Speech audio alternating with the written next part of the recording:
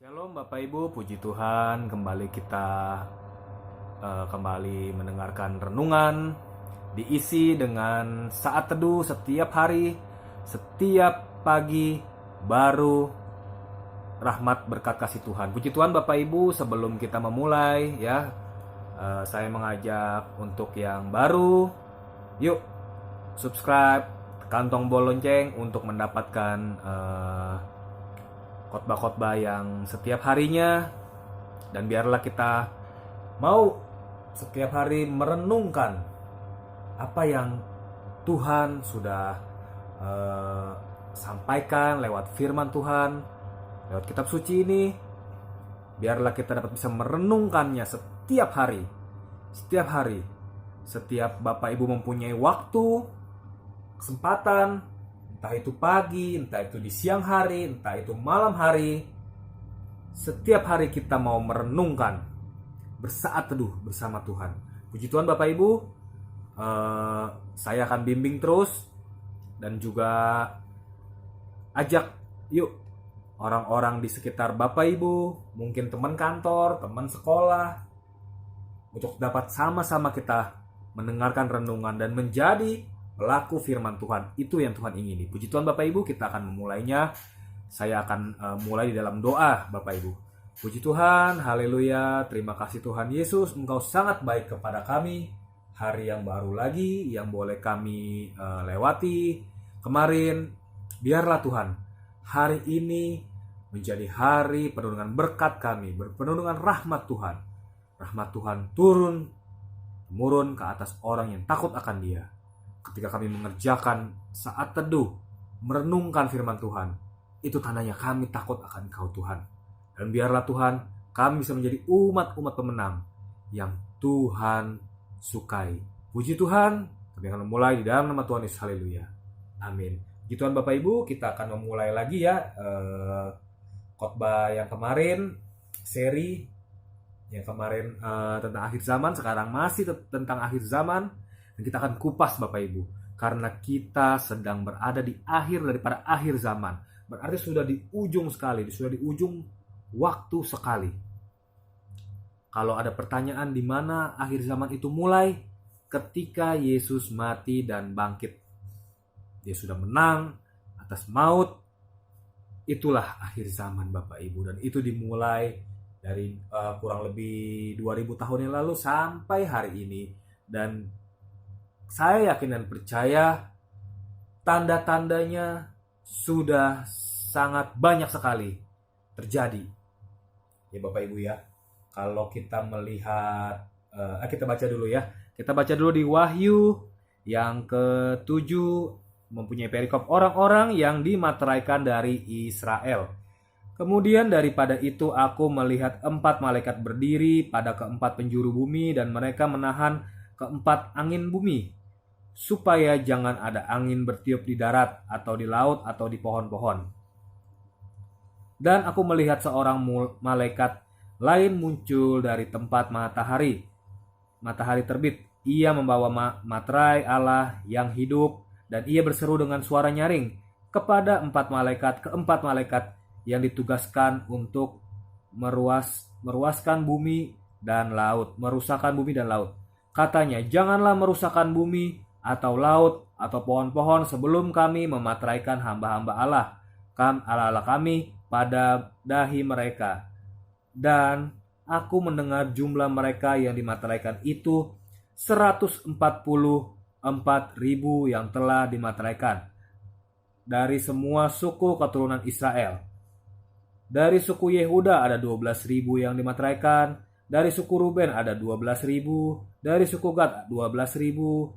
Dari suku Asyer ada 12.000. Dari suku Naftali 12.000. Dari suku Manasye 12.000. Dari suku Simeon 12.000. Dari suku Lewi 12.000. Dari suku Isakar 12.000. Dan dari suku Zebulon 12.000. Dan dari Yusuf 12.000. Dan dari suku Benyamin 12.000. Puji Tuhan Bapak Ibu, itulah yang ada di kitab Wahyu ayat 1 sampai ayat yang ke-8. Jadi ketika kita sudah percaya Tuhan, sudah menjadi anak Tuhan, sudah mengikuti apa yang Tuhan punya mau, kita juga mempunyai materai di dahi ya Bapak Ibu ya. Tentu saja itu materai yang wajib harus kita punya untuk memasuki kerajaan surga. Jadi pada nanti kalau Bapak Ibu pernah mendengar khotbah, nanti antikris akan menanam chip di dahi dan di tangan, entah sebagainya dan sebagainya. Itu kan penafsiran ya Bapak Ibu ya. Kita tidak tahu sebetulnya seperti apa, tetapi memang seperti itulah, ada yang namanya di scan di dahi dan di tangan. Nah, itu penafsirannya. Kalau memang itu terjadi ya memang sesuai dengan firman Tuhan. Yang mau ingin saya sampaikan adalah kita juga sebagai anak Tuhan jangan khawatir, jangan takut. Kita juga mempunyai chip, yaitu materai yang sudah Tuhan materaikan. Jadi ibaratnya kalau kita membeli tanah atau membeli mobil dan sebagainya, harta ya. Berbicara harta, kita dimateraikan untuk memperkuat hukum, dasar hukum. Ya, kalau ditempel surat ditempel materai berarti kuat legalitasnya. Dan sama seperti Yesus juga sudah memateraikan kita, yang dia sudah mati dan dia bangkit. Setelah mati dan dia bangkit, belum lama kita sudah merayakan Paskah, kematian, kebangkitan. Tetapi yang menjadi garis besarnya, benang merahnya adalah, yuk kita beritakan firman Tuhan. Suka atau tidak suka waktunya, baik atau tidak baik waktunya. Karena banyak juga hal-hal yang mungkin tidak memungkinkan ketika ada orang lagi susah. Kalau lagi seneng sih, lagi happy sih menjalani ini ya, saya yakin dan percaya gampang. Tapi kalau lagi dalam keadaan susah, keadaan duka, keadaan bingung, nah itu yang menjadi dilemanya. Tetapi inilah yang Tuhan suruh.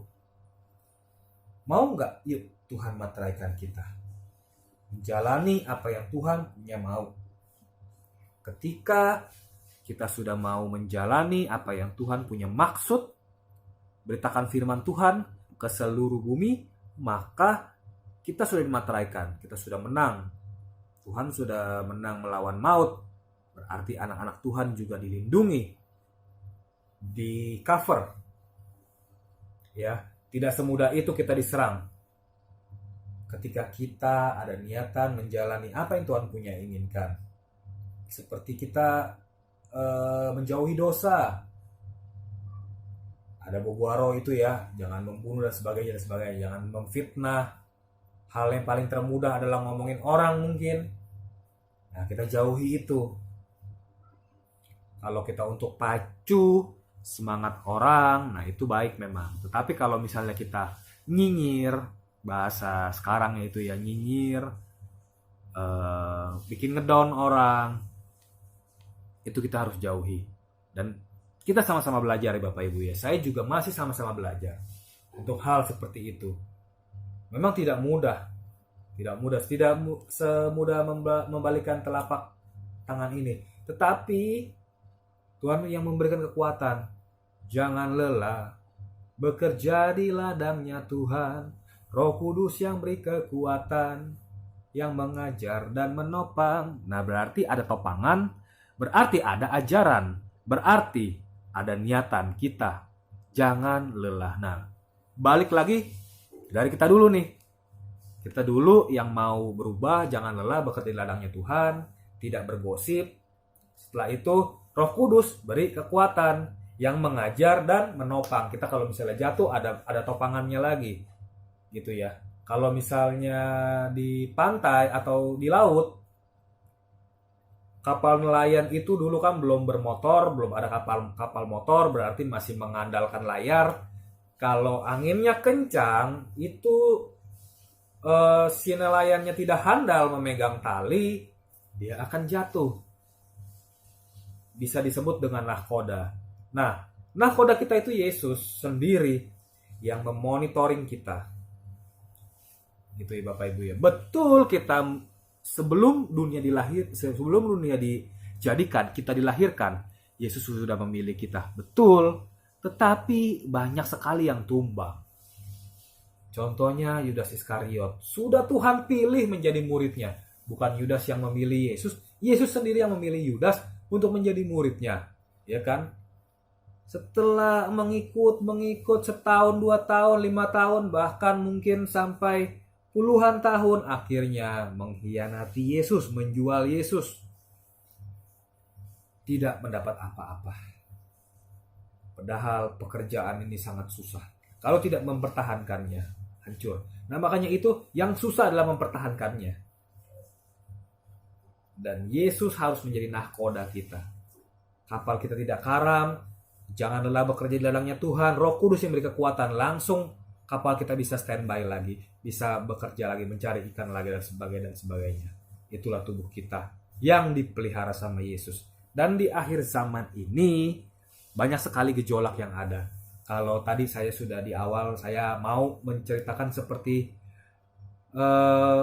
COVID ini yang mungkin belum menentu sampai kapan ini, ya kan?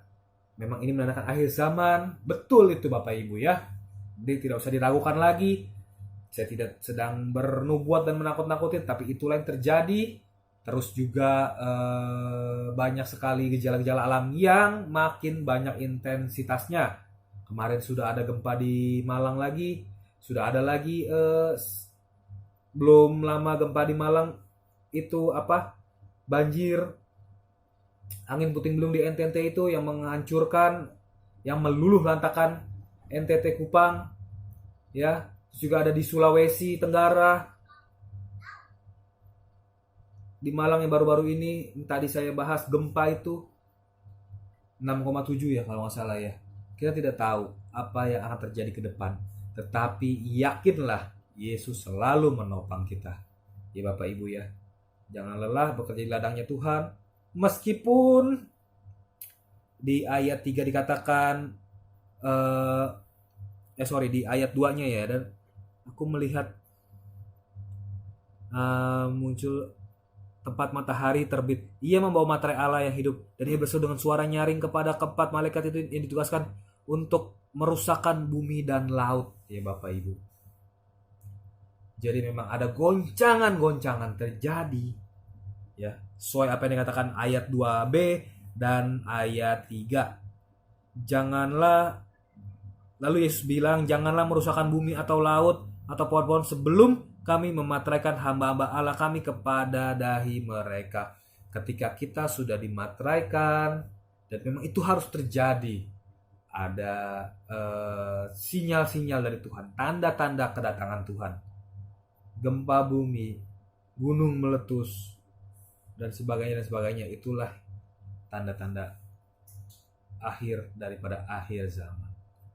Tetap kuat, tetap terus percaya sama Yesus, tidak henti-hentinya. Meskipun itu sulit, saya tahu sulit, tapi itu yang Tuhan punya mau. Dari perikop berikutnya, orang banyak yang tidak terhitung banyaknya. Nah ini saya akan mengambil satu ayat saja, karena renungannya ini terbatas waktunya ya Bapak Ibu. Saya akan mengambil di ayat 15. Karena itu mereka berdiri di hadapan tahta Allah dan melayani Dia siang dan malam di bait sucinya, dan Ia duduk di atas tahta itu akan membentangkan kemahnya di atas mereka. Ketika itu yang tadi saya bilang, ketika kita mengandalkan Tuhan, Tuhan berkemah di atas kita. Oh sangat amazing sekali ya Bapak Ibu ya.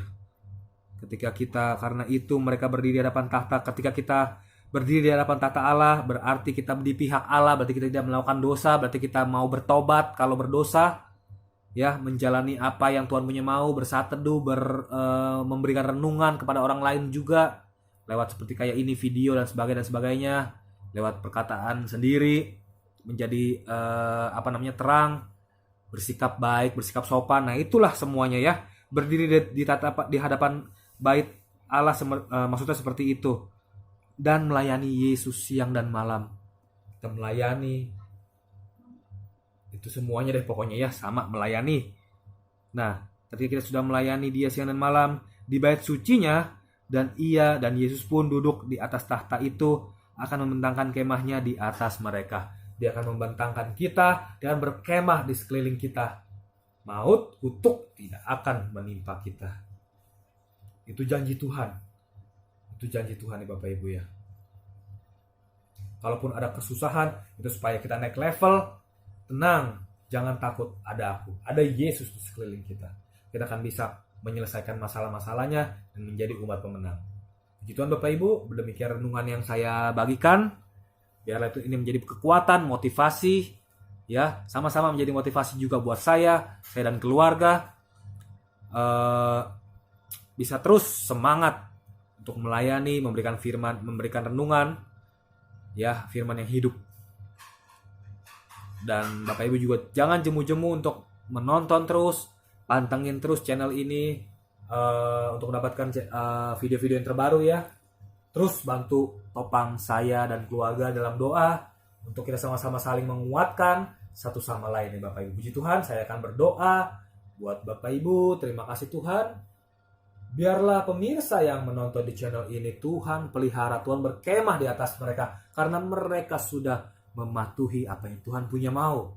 Lindungi mereka Tuhan, kuatkan mereka. Tuhan, hamba-Mu sudah selesai berbicara, biarlah firman ini dapat bisa kami mengerti dan menjadi pelaku-pelaku firman Tuhan. Terima kasih Tuhan Yesus. Di dalam nama Tuhan Yesus kami berdoa mengucap haleluya. Amin. Selamat melakukan aktivitas Bapak Ibu. Puji Tuhan, God bless.